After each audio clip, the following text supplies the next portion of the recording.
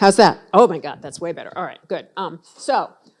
This is joint work with Jeff Schwartz, and Jeff is contributing to the international nature of this conference by being in Slovenia, which is why he's not here. So that's the international dimension to this paper. It is part of a body of some other work, some early stage work that I'll maybe flag at a few moments. And this is a symposium piece. So whenever you suggest to me, well, you really should go into some other interesting question, I'm going to say symposium piece, page limit, can't do that. But, apologies if you think that, there are a whole bunch of really interesting issues that we don't explore in enough detail. So corporate involvement in politics isn't new, but to me and Jeff, things seem different today. Corporations are speaking out. They are making public statements. They are running marketing campaigns. They are promoting on the basis of an increasing number of social and political issues. Now, notice we're being a little sloppy here. We're using social and political. Part of the reason for that is we find it somewhat difficult to draw the line, particularly in the United States, where everything these days seems to be political. Now, for the non-US folks in the room, you might say this is a quintessentially US paper, and why should I even be interested? And that's fair. But corporate political activity, and we view this paper as a piece of corporate political activity, it is an important issue. We see developments in the EU. We see developments in the UK. We see concerns about transparency and disclosure, as well as the risk of potential backlash. So that's my defense. I agree, I'm hopelessly ethnocentric, but that's my defense of why this maybe fits in for a global audience. So we call the phenomenon that we're discussing in this paper corporate political posturing. I'll give you a definition on the next slide. And we don't like it. All right, I'm done. No. So what is corporate political posturing? We say it is appropriating social and political issues, speaking out or branding on the basis of social and political issues that aren't intrinsic to a corporation's business in an effort to enhance the business, to sell products, to improve the company's reputation. Right? We include statements by the corporation itself, and statements by the CEO, and we include statements, public statements, marketing materials, product statements, and so forth. And if I had more time, I'd play you some cute ads where you see examples of political posturing in action. Right? Why are corporations doing this?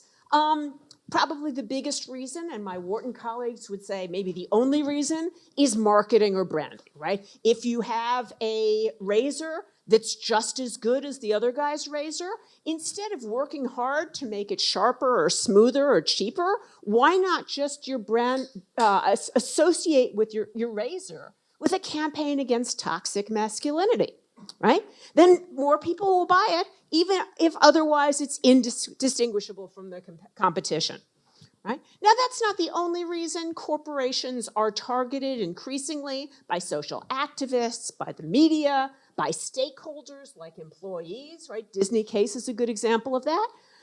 It could be managerial agency costs, right? It could be the management. The CEO has a pet issue and they want to speak out, and why not do it with the bigger corporate platform? It could be general reputational considerations, perhaps buying favor with an administration whose political views are aligned with your statements. And of course, increasingly, we see, particularly in the United States, silence is complicity. You have to speak, you're compelled to speak, otherwise you're one of the bad guys, right? So here are some examples of topics that we think fall within this general category. Obviously, if you're Smith & Wesson, guns is not what we would term corporate political posturing, right? So obviously these topics are constrained by the nature of the company, right? And here are some examples of campaigns. Yes, Disney is up there. That Gillette campaign, the best a man can be, that's my favorite, that's the toxic. But if you're bored, pull up, you can still see the videos of those toxic masculinity ads. And of course, this concern with the Black Lives Matter movement, silence is complicit. To be complicit, corporations were under a huge amount of pressure to make public statements in support of Black Lives Matter, right? So what's not to like? Corporations bring attention to important issues. They can amplify the voices, small voices of their stakeholders and their constituents. They can be effective agents of social change. If Gillette or Coca-Cola says voting rights are important, more people will perhaps be persuaded that voting rights are important.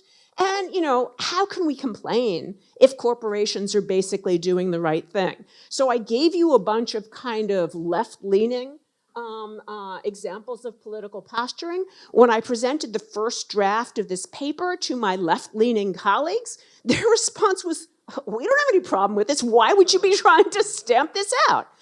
Well, what's not to like? Obviously, political statements, political posturing can be on the other side of the political spectrum. And it can also involve issues that are, should we say, thornier. And I'm hesitant here at Columbia to, I'll just very quickly, all right, it's gone, right? But you know, there can be issues where it's not so clear what is right or wrong, or what you want to say is more nuanced, or anything you say is going to offend someone or perhaps everyone, right? So we present two sets of concerns in this paper, the risk to shareholders and the risk to society. Looking at I'm not up to 10 minutes yet? Oh, good. All right, so risk to shareholders. All right, our biggest risk is where exactly does a corporation get its political positions from, right?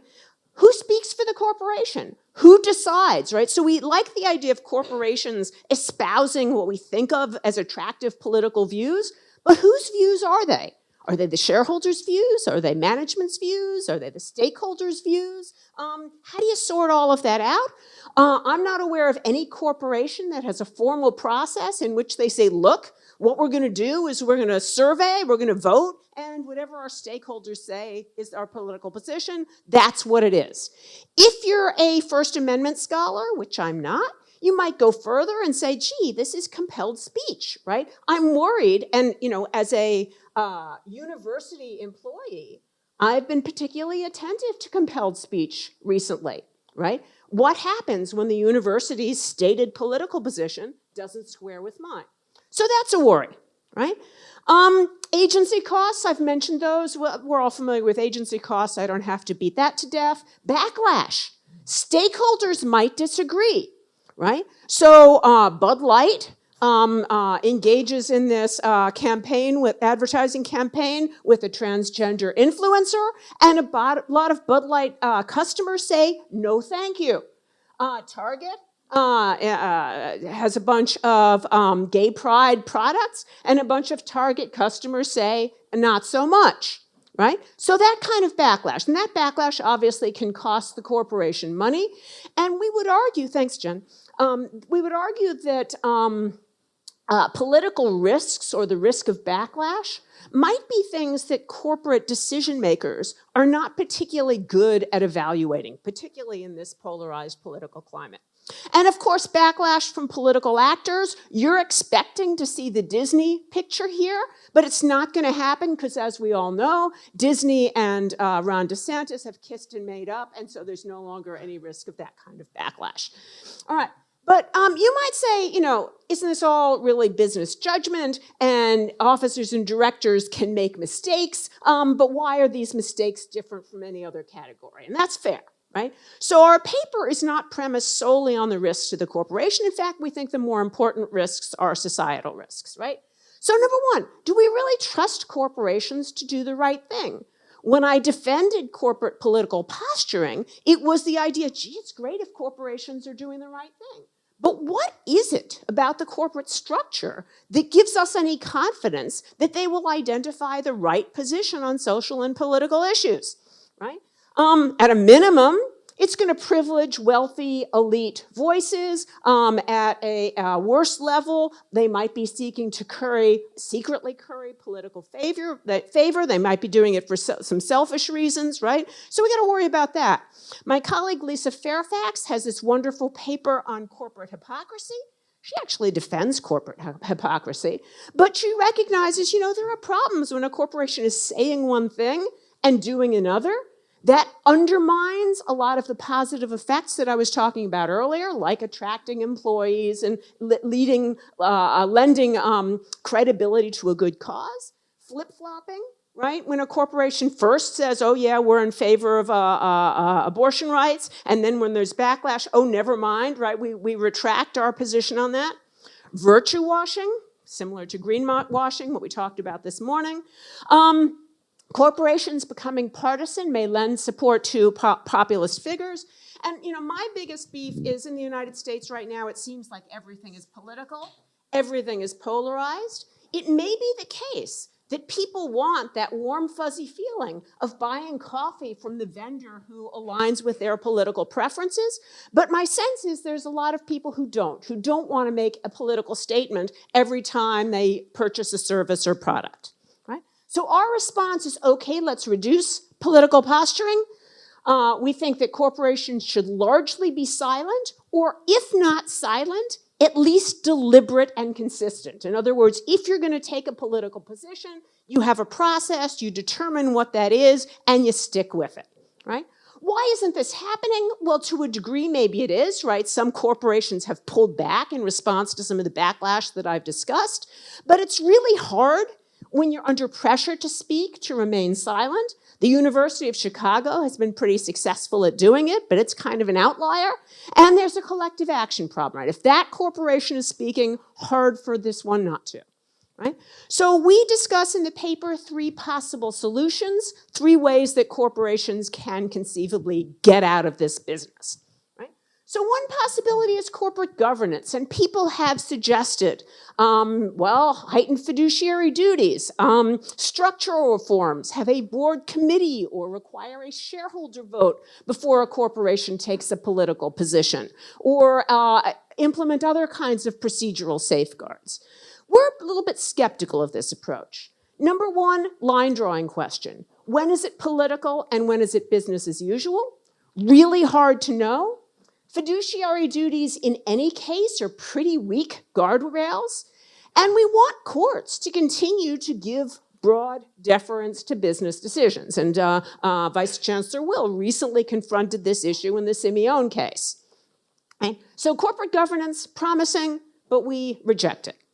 2 other possibilities, what we call voluntary disarmament. So you might recall a couple of years ago, the Business Roundtable issued this statement on the purpose of a corporation. Now, it's kind of imperfect statement, in part because the Business Roundtable isn't actually corporations, it's corporate CEOs. And as Lucian reported, right, it wasn't actually the corporations that made this decision or approved what their CEOs did, right? So it's a weak analogy. But we think that corporations could sign on to a statement that says we believe our role is to serve our stakeholders, to produce quality goods and services, but not to take stands on political positions. And it's kind of like the University of Chicago's adherence to the Calvin principles, right? And you might have seen some debate, you might have seen some debate about whether Harvard is moving in that direction and whether it's moving far enough. Right? Notice that corporations, what we're talking about here is doing this voluntarily, but one easy mechanism, if, for example, investors think this is a good idea, is to prompt corporations through non-binding shareholder proposals. Investors could say, this is something that we want. In connection with another project, Adriana Robertson and I have been talking to a bunch of investors about corporate political activity, and we are hearing from a surprising number of them that yes, that's what they want. They want corporations to move back to greater political neutrality. This would be a way of getting it. And notice that if it's a voluntary approach, it avoids First Amendment concerns, right? Every time I talk about this paper, I feel like I have Sarah Hahn on my shoulder, nudging me. There are important First Amendment issues here. We've tried to address at least some of those issues, right? Third possibility, transparency. Corporations could disclose better. They could, number 1, tell you when they make a political statement, not just we support Black Lives Matter, But here's what we're doing. Here's how that statement aligns with our providing more diverse job opportunities or recruiting in a broader range of neighborhoods or from historically Black colleges and universities, right? Those kind of, not just we're speaking, but we're putting our money where our mouth is. We think that would help.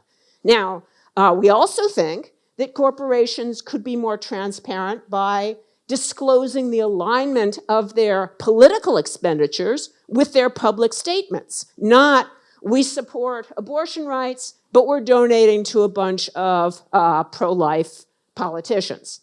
Now, you might say, if you have this disclosure, you're not going to have as many of these statements, right? There are going to be consequences if you have to disclose a lack of alignment.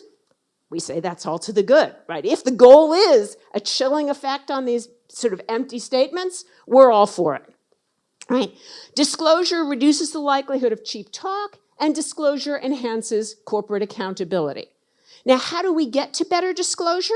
Well, there are a couple of different possibilities. Again, this could be done voluntarily. And one interesting thing that we see right now with respect to sort of the harder category of political expenditures and lobbying is that a number of corporations, usually in response to shareholder pressure, are voluntarily disclosing there as well. And notice if it's voluntary disclosure, no First Amendment problem, no problem with the appropriations rider that limits SEC compulsory rulemaking in this area. But there are a couple of other possibilities. The SEC doesn't have to promulgate a formal rule. They could take a lighter touch approach. They could promulgate guidance, or they could say in informal comments to companies, you know, you said you support Black Lives Matter, but your workforce is 99.9% white. Are you sure that your statement that you support Black Lives Matter is true? That's not going to run afoul of the appropriations rider, right? There's some constraint on the obligation to be truthful in one's public statements, and we think the SEC could lean into that just a little bit more. So those are our proposals. As I said, it's the tip of the iceberg, but we think there's a lot of interesting work going on both in the United States and globally on corporations' role in politics. Timely work with the upcoming presidential election, and we welcome your comments or your suggestions for further work. One thing before we move to the comments, since I have 30 seconds left. So for the finance people in the room, I haven't really pulled you in yet, right? One other problem that we've seen when we talk to institutional investors is they say, you know, we'd like to push a little harder for neutrality in this space, but it's hard for us to justify doing this in financial terms. So people talk generically about corporate political risk, but they say there aren't good studies showing that corporate political risk actually affects firm value or returns or anything else. So finance scholars, if you can help us out by generating some of that work, Jeff and I and the institutional investors would be really grateful. All right, thank you.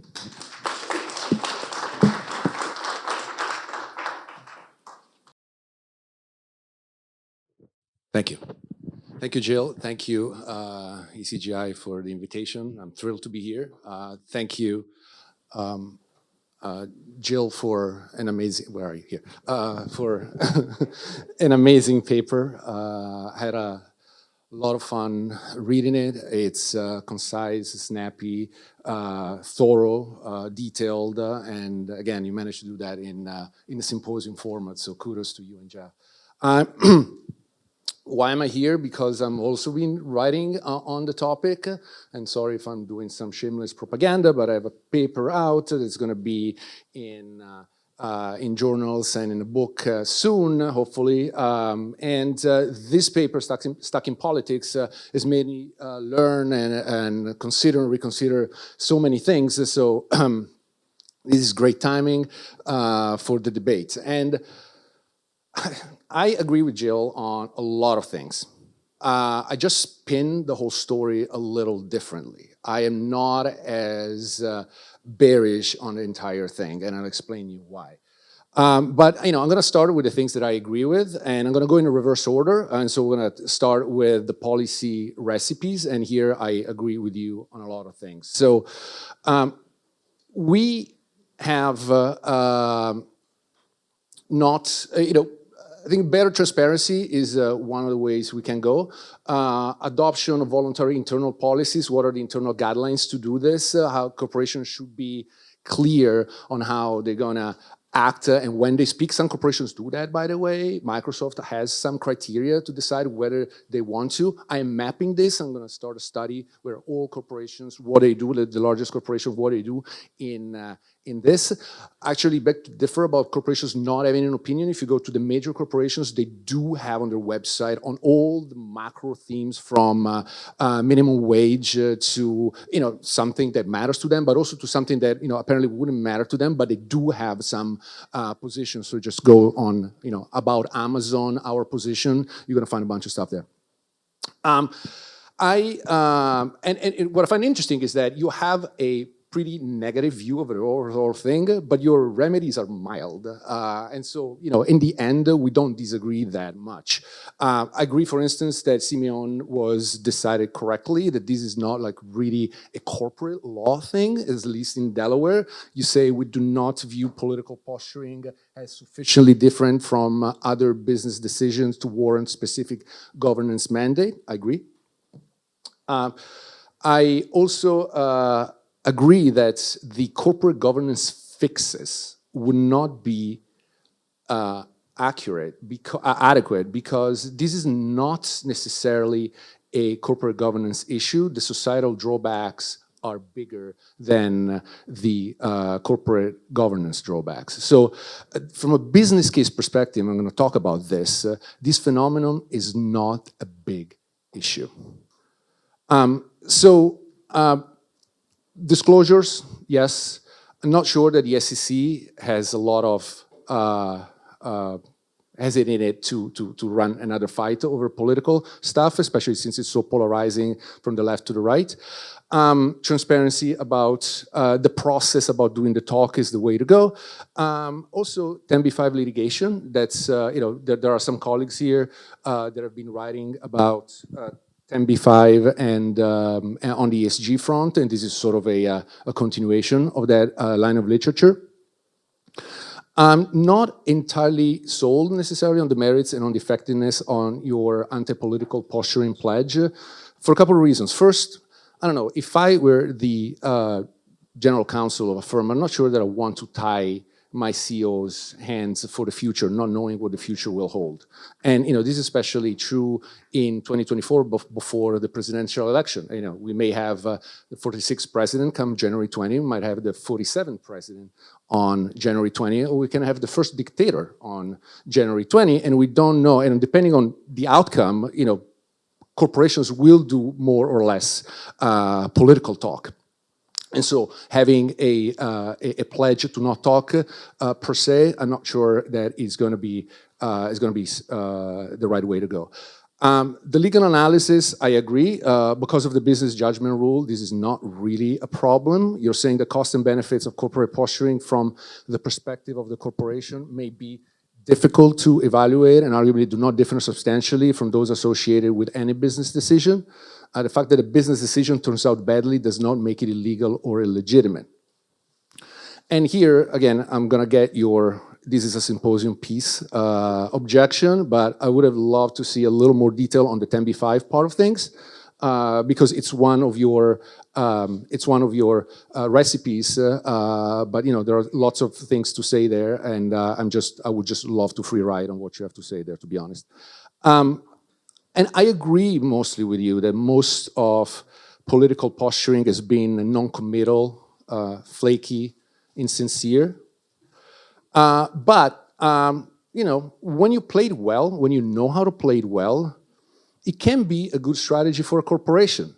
So there are a bunch of empirical studies, both from financial economists and management scholars and marketing scholars that say that much.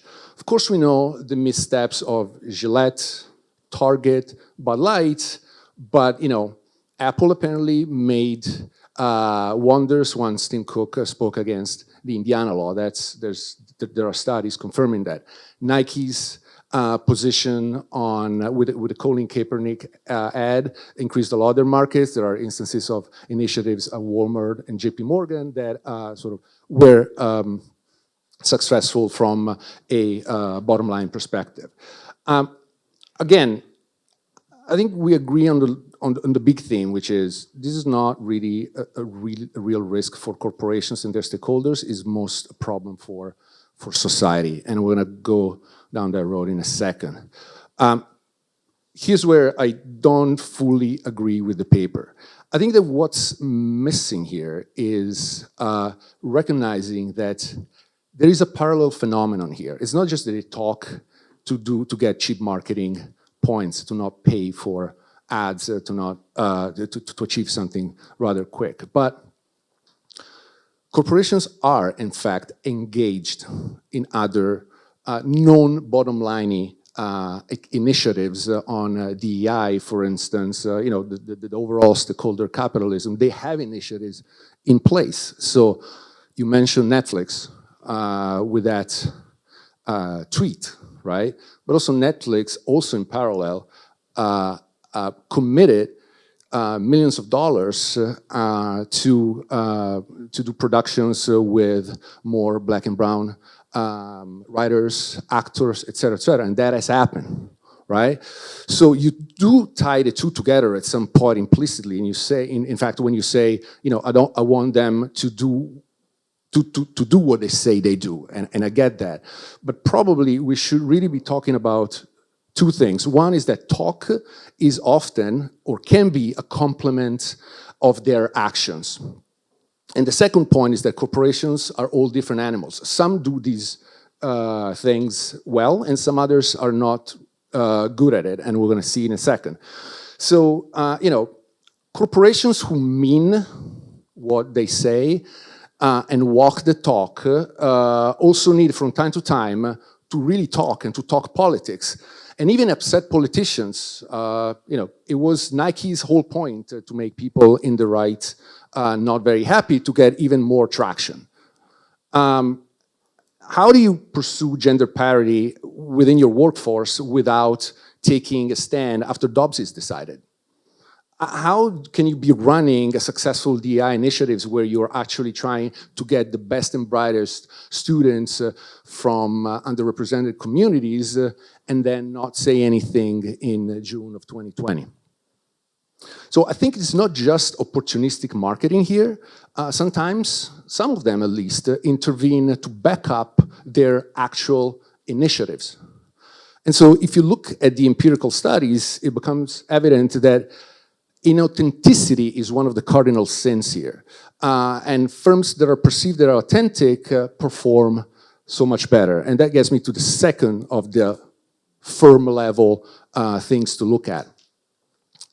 So these are some of the key indicators from the empirical literature of when political messaging or posturing can be beneficial for firm value.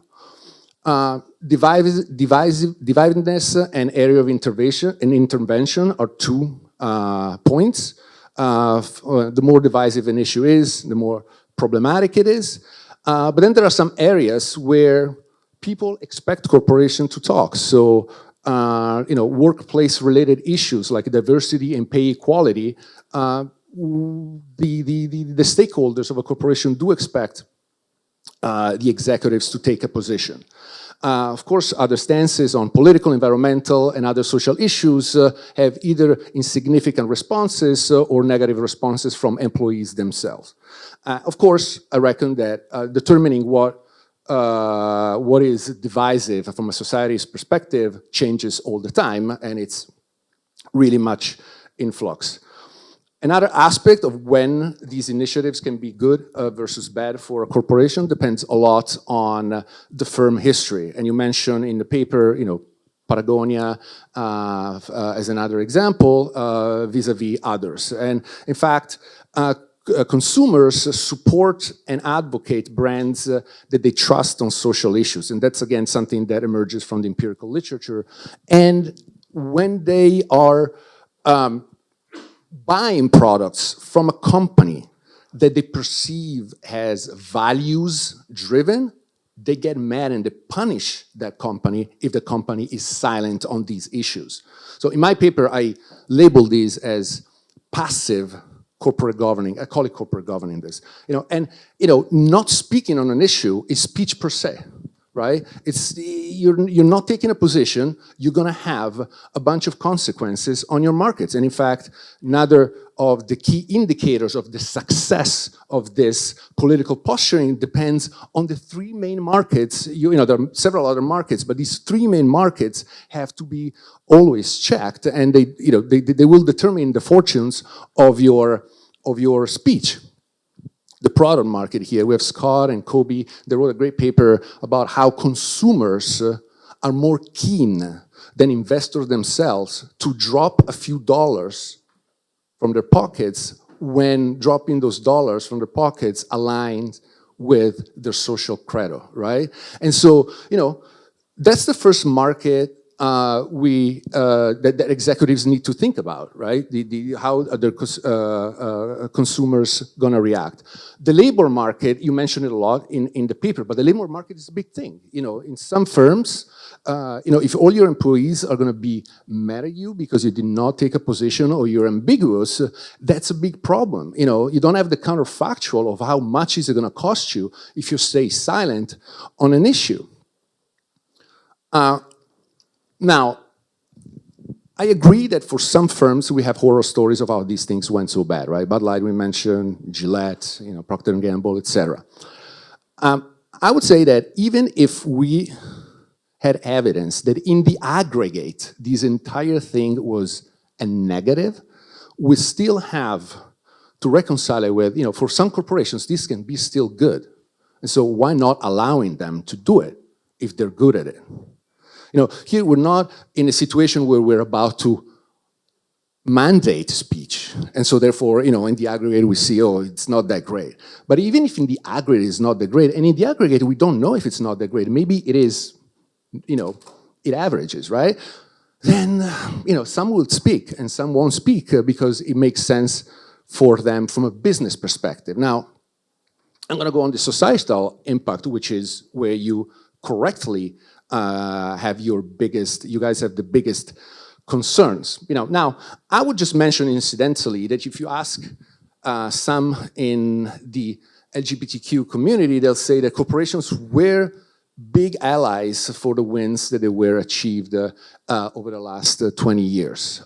There's literature to support that, and there are people who are very crushed that in the aftermath of the Harvard and North Carolina Supreme Court decisions on affirmative action, now Steve Miller and his acolytes are also targeting corporations on DEI initiatives. And, as I said before, I see the initiatives and the talk as going together to some extent.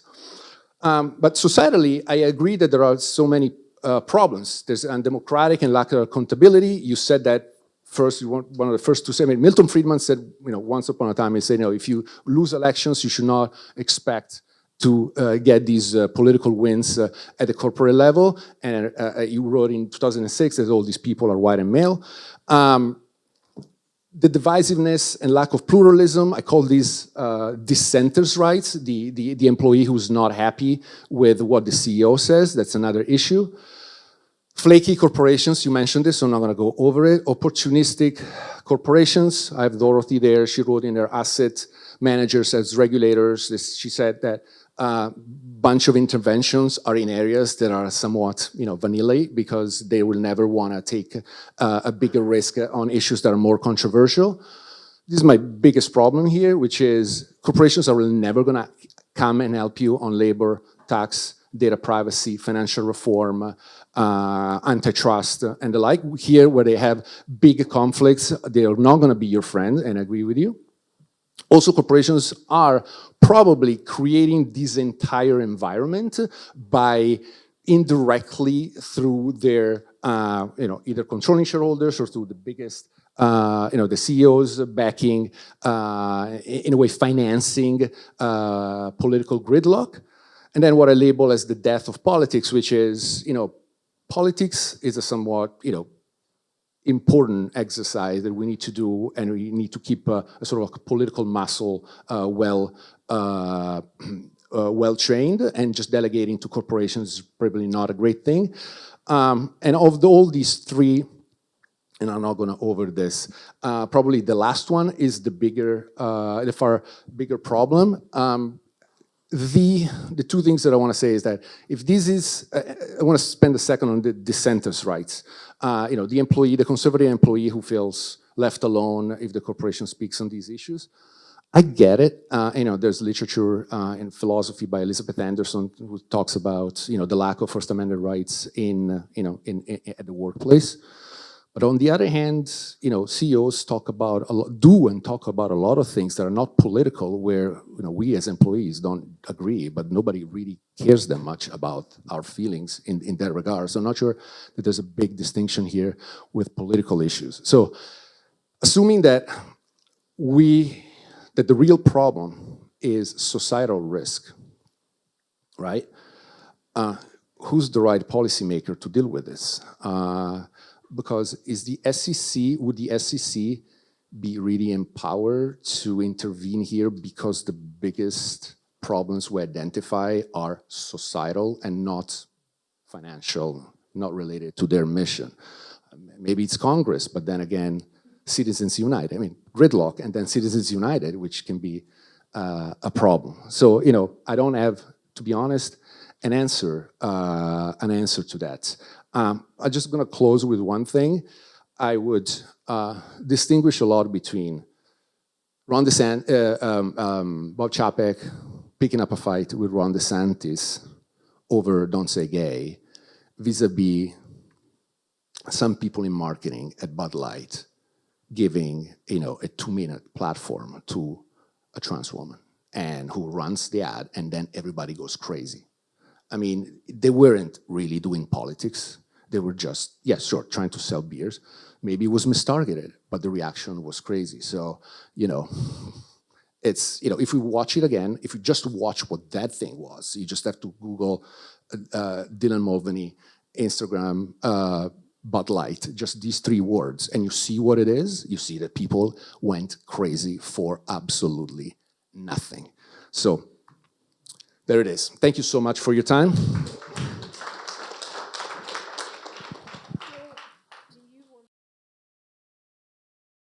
So thank you, and I want to hear the questions, so I'm going to be super quick. I agree with a lot of what you've said. A lot of what your comments sort of push on is the line between what we call political posturing and other types of political activity on the one hand, or actual firm actions on the other. And we try to draw that line in this paper. It's an imperfect line. It's part of the reason that we're cautious in terms of our reforms, because we know it's a hard line to draw. Just to be clear, we're not suggesting that a firm should not, as part of Black Lives Matter, implement a diversity program or any of these other social things. What we're saying is talking is different from action. Sure, firms have played a huge role in affecting transformative social change. The other thing that I just want to say quickly on the 10b-5 point, so Anil Cavalli has this nice paper where he's talking about securities fraud litigation with respect to ESG.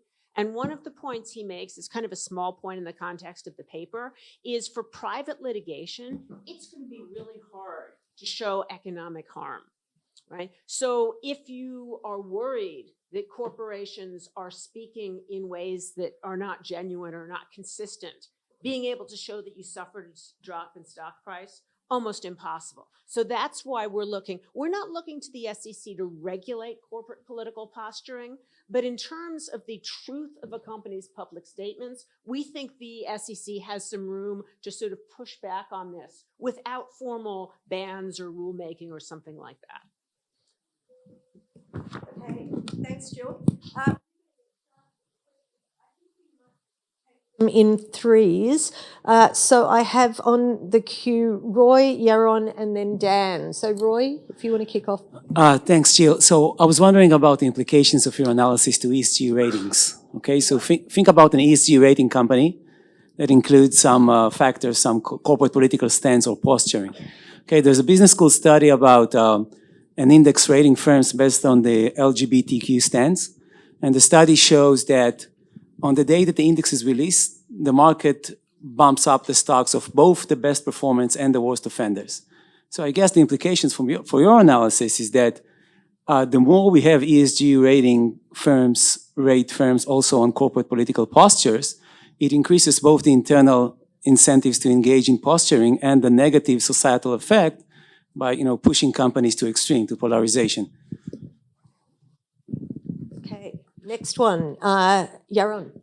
Yes, thanks, Jill. Curious about the shareholder proposal route. And it seems to me it could be problematic on two rounds. The first one is you're basically punting the ball to institutional investors who are then forced to basically take political views on shareholder proposals. So I'm just curious to see if you talk to them and their views on that, because they might not be happy that corporations are doing it, but I think they're going to be more unhappy if they have to kind of vote on all of those proposals. The other thing is, it can create an interesting scenario. We're going to have an overflow of shareholder proposals, some strategic, some are not, but I'm usually a big proponent of a proposal, but I can see this is one of the situations where there might be too many of them. Dan. Yeah, great paper. Conceptually, I think if you sort of made this point that you have two categories, right? You have one where businesses could be legitimately politicizing things explicitly to market to increase shareholder value. And then you have the other case where maybe a CEO uses this as a soapbox, or the company comes out and says, we're doing this for a political purpose. And I'm just wondering why you don't think there should be two categories of solutions. Because it seems to me they're very different. Like the law deals already with the business decision ones for maximizing shareholder value. And I would think that would demand a different approach or different solutions to those two categories. Okay, Jill, do you want to respond to those questions? It's hard to keep all of these in my mind at once. Just go for it. So first of all, on the ESG ratings, it's actually a super interesting question because those of you who work with the ESG ratings organizations know that they use very different inputs. So some of them focus on, to the extent that it's possible, hard data, things that companies actually do. Some of them look at voluntary information. Some of them look at corporations' political posturing, public statements, news articles. That's a worry I have based on other research with these rating agencies overall. But, given, I think, the true market impact that rating agencies have, I think if we lowered the amount that corporations engaged in this kind of posturing, we would tamp out some of the more problematic ratings that come out in this space. So yes, I think it creates a bad incentive, but it's a kind of thing that I didn't think about, but it's kind of another reason that I think it would be nice if we had less of this. With respect to shareholder proposals, so absolutely right. And it's one of the things that is motivating this other piece of work that I'm doing, is talking to institutions. And what I said to the finance people, I wasn't kidding. That's why it matters. Because, if you talk to hypothetically, a vanguard of the world, they want some sort of economic case to justify how they vote.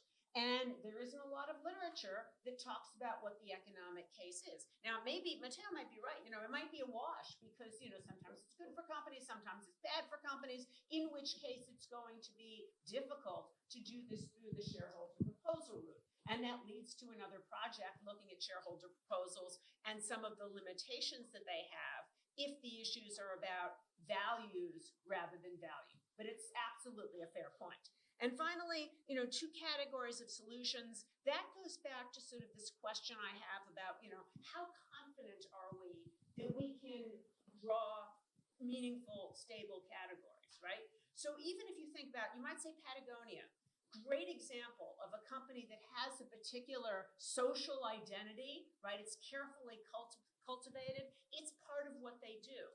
Well, that's true with respect to environmental issues. But I'm not sure that Patagonia has that same cultivated identity with respect to gender-neutral bathrooms, right? So there are a whole bunch of different issues. And, to the extent you're saying, well, a company that can do it well or a company that can do it in their space, that's okay. Things change, right? What is the hot social issue? What is the identity of the company, right? So it's hard, for me at least, to draw those kinds of lines with confidence. Thanks, Jill. Just on Yaron's point, I think it's worth remembering too that a lot of jurisdictions can't have non-binding shareholder resolutions like the US can. My own jurisdiction, you can't have shareholder resolutions that are non-binding, so that's not going to work in my jurisdiction. So our next questions are from Scott, Roberto and Genevieve. Scott, you first. Jill, a couple of comments about the policy side of the proposals. First of all, I would like to see you kind of maybe analyze with a little bit more precision the conditions under which you think your voluntary disarmament solution will work. And what I think is there needs to be no antitrust problem. There can't be a significant proportion of companies like Hobby Lobby or Chick-fil-A or Patagonia that aren't ever going to sign up to this. And then there also needs to be some reason why companies aren't going to defect. And then the other comment I would make is I would also kind of like to see you analyze in which circumstances the other solutions make sense. And what I mean is, I think this is a version of Dan's question. The securities disclosure regime makes sense if this is an externality problem or conceivably if it's an agency problem, but not if it's just a business error problem or an arms race problem, because in that case, they could solve it through private ordering. Okay, Roberto. Yeah, I want to take a step back and look at the big picture, because this is a huge problem you're tackling there. And a little bit of taxonomy of the problem, I think, might help. So if this might be good or bad for shareholders in the first place, right? If it's bad for shareholders, it might be bad because there's a conflict. So managers are currying favor with politicians, but this is not actually good for their investors, neither financially or politically, expressively, okay?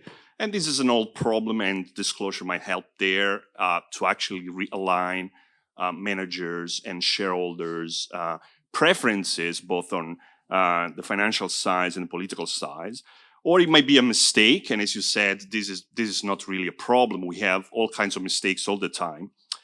But it seems that, I'm not 100% sure, but it seems that at some point, you suggest that this is not about shareholders, but this is about societal risk. And if it's societal risk, we are basically talking about externalities of political speech. And I think we should be very careful about this because, why speech is a problem? Externalities might be positive or negative. And if this is good for shareholders, if there's no misalignment with shareholders, this is just private actors voicing their sincere, insincere, right, wrong.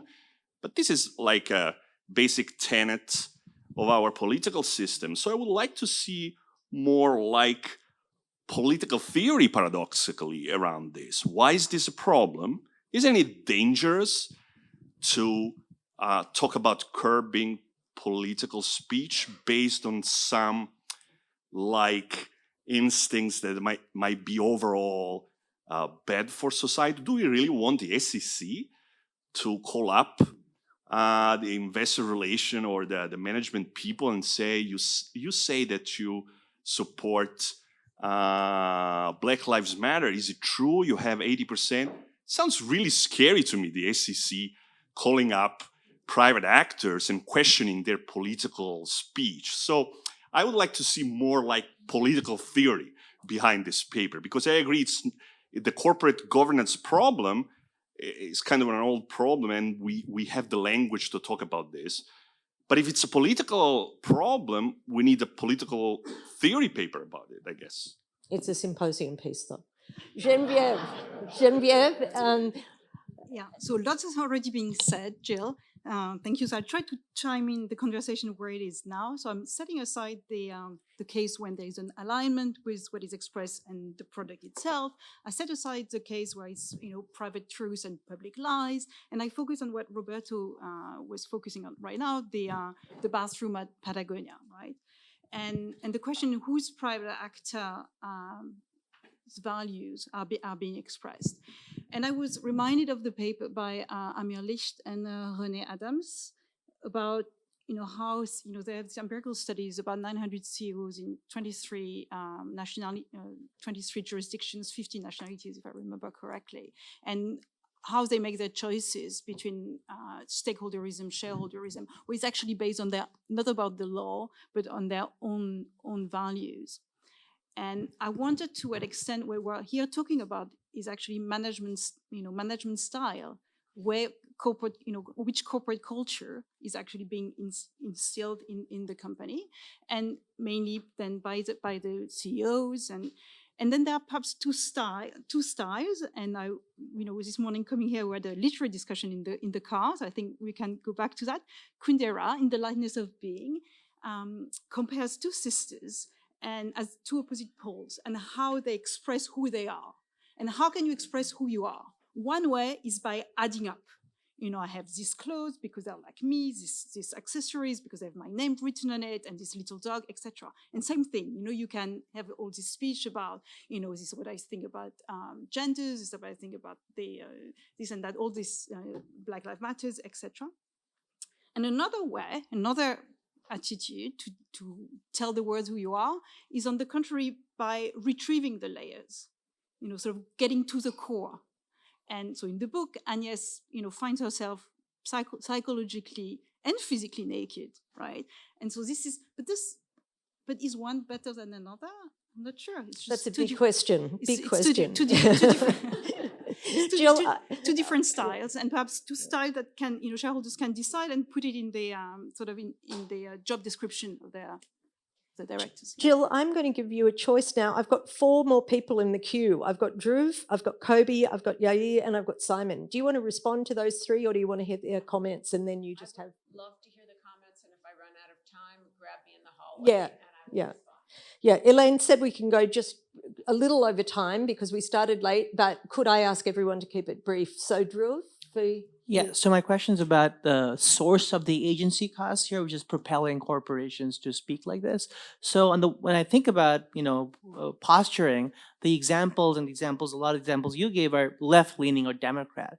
At the same time, Elizabeth Kemp has this really great work showing CEOs have become more Republican over this time period. So is there some kind of intra-management agency battle? So the example very quickly I have is of Joe Rogan's cancellation at Spotify, where the CEO defended Rogan and the mid-level employees at Spotify were horrified by Rogan's podcast. So there might be something interesting to think about which agents are involved in this posturing or get to decide the posturing.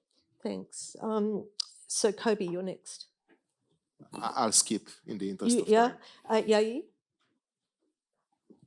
I was wondering about kind of direct involvement in politics in the form of donations and stuff like that, and lobbying, and where that fits in. It seems, on the one hand, it's speech. It seems like a particularly acute version of the speech action question. Hey, Simon. That's next paper, so. Yeah. Thank you. Just a quick question on who the right regulator might be, and I question whether it's the SEC, including for the reasons that have already been said, but also because they only have jurisdiction over public companies. And actually, I was wondering who the victim is here, and it probably depends a bit, but in many cases, it's actually the consumer.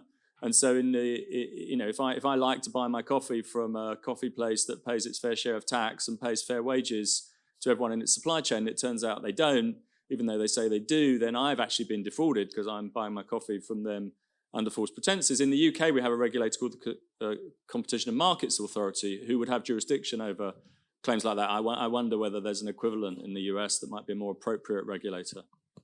And Maria just wanted to jump in with one quick one.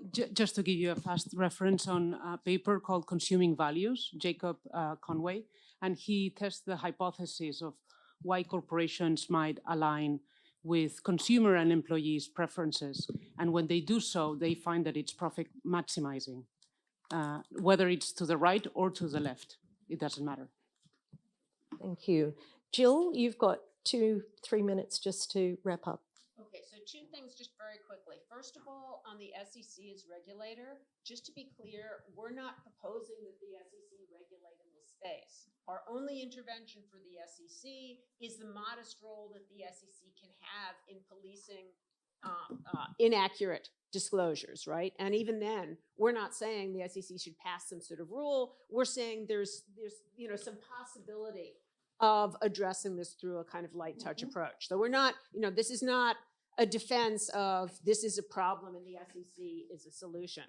On the, a couple of people talked about sort of the political speech, the externalities of political speech. And there, I guess I would say two things. First of all, we're not super convinced that the corporations are the same as people.